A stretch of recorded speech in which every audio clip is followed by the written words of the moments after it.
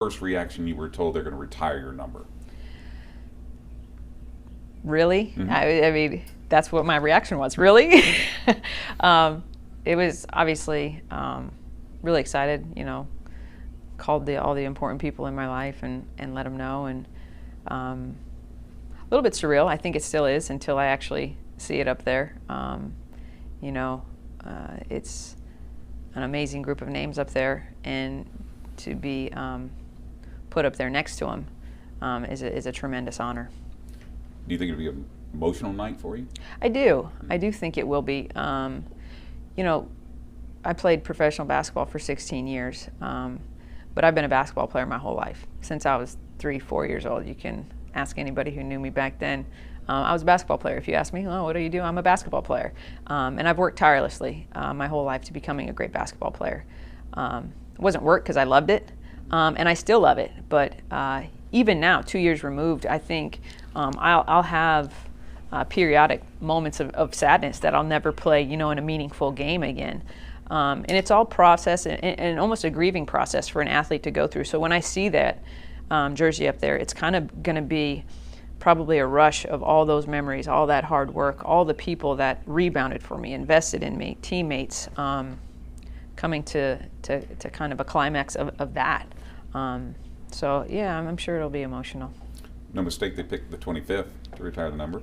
Actually, they had said another date, and I was like, that date's not going to work. And I was like, how about June 25th? And it didn't even dawn on me until later. They were like, oh, 25th, 25th. I was like, oh, yeah, funny how that worked out. So that's actually the story behind that. That's a new one for you, because no one's asked me that. There you go. So there you you found go, a new an original.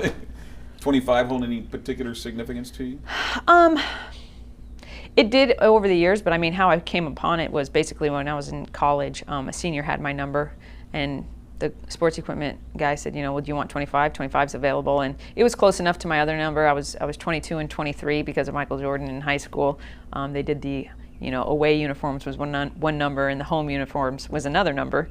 And so I said, yeah, 25. So after the season, when the senior was gone, he's like, do you want to switch? I was like, no way, I'm not switching. Me and 25 are going all the way. And here you are. And here we are. Do you indicated obviously you miss playing, but along those lines, does it bother you to see your team struggling since you've retired? I mean, yeah, I want them to be successful. When Dan lets me come down in there and run a little bit of 5-on-5 with them, I'm like, I get just enough fill, that my knees aren't killing me the next day, but I get a little bit of a sweat in. But they have some really nice pieces, and I want them to get back to, where they're putting a lot of people in the AT&T stands, and I think they have the talent. I think they have the right leadership in place with Ruth Riley coming on board as GM. Obviously, Dan's going to be retiring, but I have the utmost faith in Ruth and the organization of getting the next great coach in here to lead those girls to where they should be, because they have some really nice young pieces to build around. How's the learning curve been for you going from playing to coaching now? I would say it was a lot. I'm thankful. It sounds funny. I'm thankful for my injury because I really actually got to be in and around the staff and the guys for one full year actually before they actually hired me.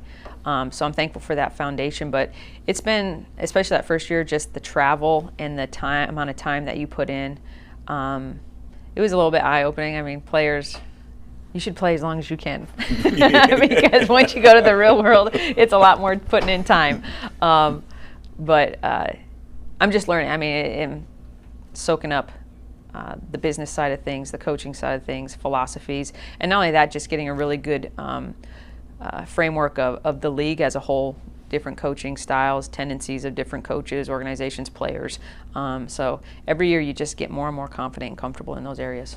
And how much difference it is from the regular season to the postseason when you face a team more than one time, and the scouting and the preparations that go into that for you? Well, it's obviously amped up a level for everyone. Here we do things by committee. You might have your individual scout, but when it comes to coaching and meetings and philosophies, everybody has a voice and everybody has input. But yeah, it's another level, and I think that's part of the reason that makes us great, because our system is our system, and we rely on those cornerstones. And when you have great basketball players, you can take away certain plays, but you can't take away reads. And I think when you have guys that could read offenses and defenses like a lot of our guys can, it makes life a little bit easier on coaches. What have you learned from Pop that stands out to you? I would just say his approach to the guys, watching him interact with the guys, I think his ability to get people on the same page and go in the same direction, his leadership qualities. I mean, his coaching is great, his X's and O's. I mean, the guy's forgotten more than the rest of us have even learned yet. But to sit there and watch how he goes about it with those guys, I think is very, it's special. It's special. He's a special guy, and he has special relationships with those guys. And the respect that he garners with those guys goes a long ways. But you know, Rome wasn't built overnight, and he's built this up, him and RC, over a long period of time. That said, what does your gut tell you about the changes we could or may go through this off season? Do you see Tim and Manu coming back for one more run? I don't know, honestly. I don't think anybody knows, except for maybe their immediate family. And maybe they haven't even made up their decision yet. I mean, nobody knows really. And I think we'll get answers pretty quickly. And then once we know those answers, I think we'll have a clearer direction of where we want to go as an organization. And you know what that's like. It's a tough decision to make. It is a tough decision. And not only that, you've been resting now, so now your body starts to feel good. But they got to evaluate how they felt during the season, how they want to go out, what their body's telling them.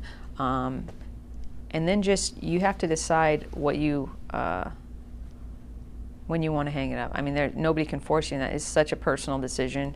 Nobody can talk you into it or out of it. I don't think it has to come right directly from you. And I'm sure those guys know all those things. I've had conversations with both of them a little bit about retirement and stuff like that. But they both can still obviously play. So they're going to be the holders of that final decision. And now that you made that transition from playing to coaching, where do you see that taking you? Hopefully a head coaching job somewhere down the road. You know, as of right now, I'm going to be very choosy on what I want to do, and patient. I think there's nothing wrong with delaying stuff and making sure it's the right situation and the right time. And so right now I'm just sitting tight, and I'm going to continue to learn and be a part of our team down here in San Antonio. Have you already gotten offers? Yeah, I got some offers. I mean, some inquiries. I like that. Some inquiries. But like I said, it's hopefully those don't just stop someday. I think the more experience I have and the more years I have down here with San Antonio only benefits me down the road. So being a little bit patient and waiting is a good thing right now.